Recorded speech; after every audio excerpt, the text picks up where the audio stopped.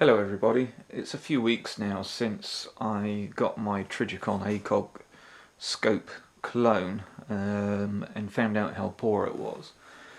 So I went looking for a cheap alternative to that that would be suitable to shoot over 25 to 30 yards. Didn't have to have any magnification for that distance. And in the end I decided to give the Walther PS22 a go. It's only a basic lens, it's only got a basic red dot in the centre with 11 steps of brightness, fits on the Weaver rail and is powered by a CR123 battery. It cost £69.95, which is about $111.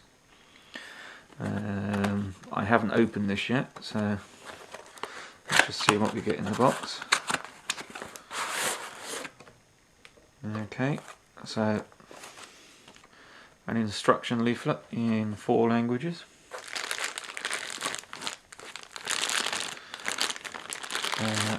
The scope,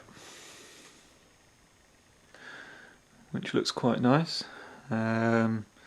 These screw fixings on the top up here are the security Torx type screws, and I think down here they've provided, it's like an Allen key but it's Torx, it's the Torx square type, so that will work in there should you want to take it off to mount, but it feels as though it's done quite solidly. Okay, so it's got a sort of L-shaped bracket that it's sat on. It's got flip up dust caps which are just there and there. Okay, the red coated lens on the front and the standard clear lens on the back. Here's the on-off switch combined with the 11-step brightness adjustment, and then like any other scope you've got your elevation and windage adjustments under caps which are held on with little bits of steel cord. These should be easy enough to adjust with coins.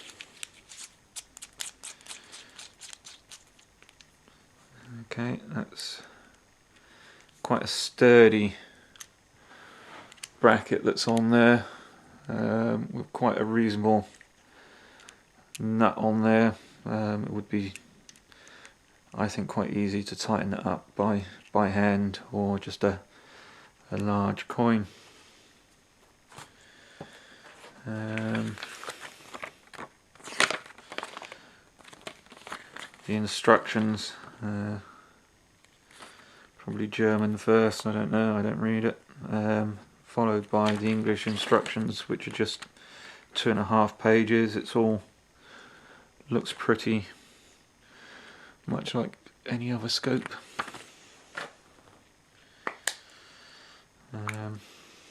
Let's turn this on. Not sure if we can bring up a view through there. Yeah, you can just see the red dot shining through the center there.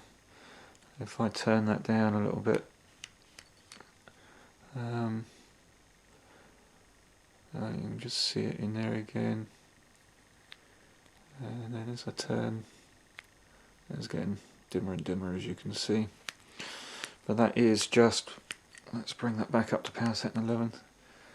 It is just one little red dot in the center. So this should be quite easy to mount to the rifle. Obviously one of the first things that you need to do is always make sure that the rifle is unloaded. So what we'll do in this case is, you can see there's nothing in there. I like to just pop a little breech flag inside that just lets you see that that's safe. It holds the breech open a little bit. Okay, So with this scope at the moment, all I'm going to do is I'm going to remove the rear sight, but I'm going to leave the front sight in place just to see what it looks like through the scope with that. So if we just unclip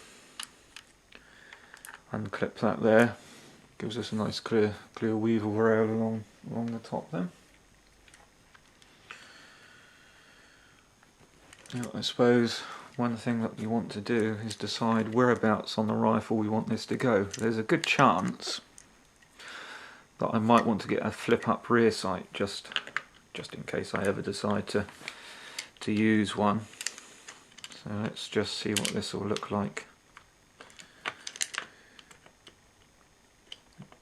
at that point there.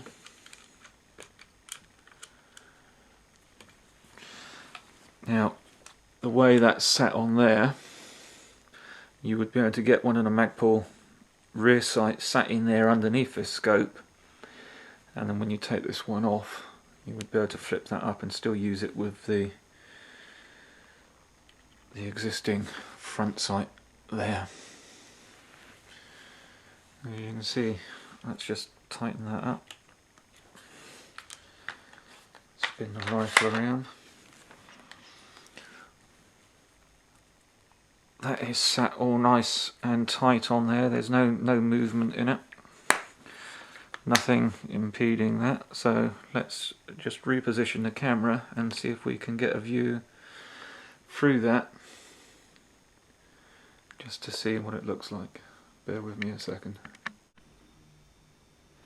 Okay, there we go, taking a look through the end here. It's a little bit difficult because it is a bright room, but you should just about see the red dot just in front of that front sight post there.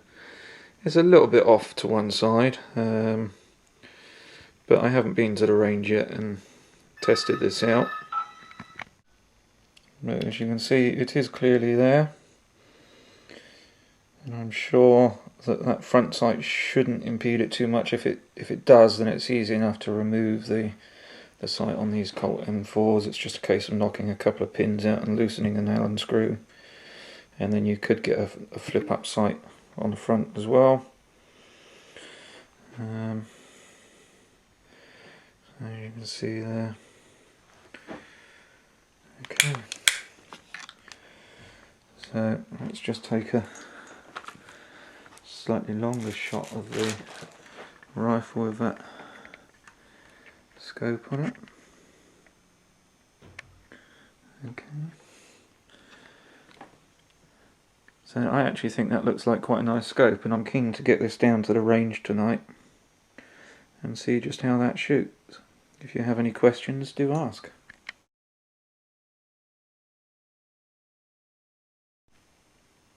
Okay, yesterday I went to the range and tried this scope. I have to say it wasn't too far out. It did need just a little bit of tweaking once I started firing. I think it was just a little bit high. It wasn't a difficult job to do, just undo these two caps here, and just a slight tweak. It was shooting off ever so slightly to the left, but that wasn't a major problem. One thing I did find,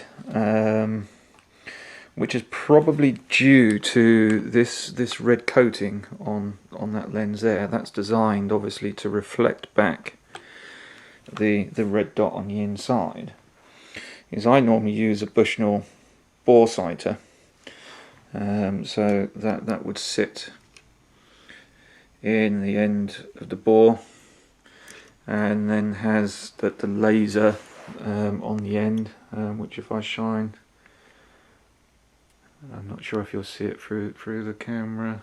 I'm not even sure I'm aiming it. Yeah, just there on the wall you can probably see it beams a little red light out in line with the bore of the gun. I would normally then line up the reticle inside the scope to be roughly in line with the red light from the laser, but this red coating blocks this red light, so you cannot use a laser bore sighter with this. No matter how dark it was, and I did turn off the lighting in the gun range and it was complete pitch black. You could not use this.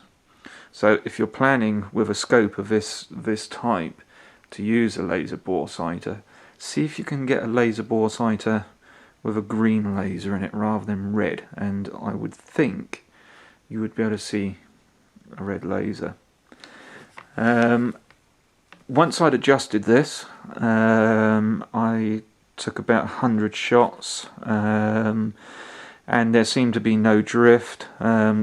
Nothing came loose as it did on the ACOG clone, and it did all adjust okay, and it seemed to shoot pretty accurately, bearing in mind that this is just a 2.2 clone of the Colt M4.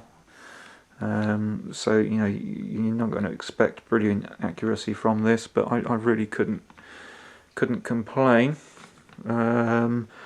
Would I recommend this scope for the amount of money that it cost? Yeah, I think I would. I think if I had to make the decision again, I would buy another one of these scopes. I do like the little flip up covers. I seem to be over fussy about keeping most of my shooting equipment in really good and clean condition, and things like caps and that are just something that I do like. And as you can see, if I hold up this rifle, it really doesn't look out of place on this gun. I like it. I'd recommend it.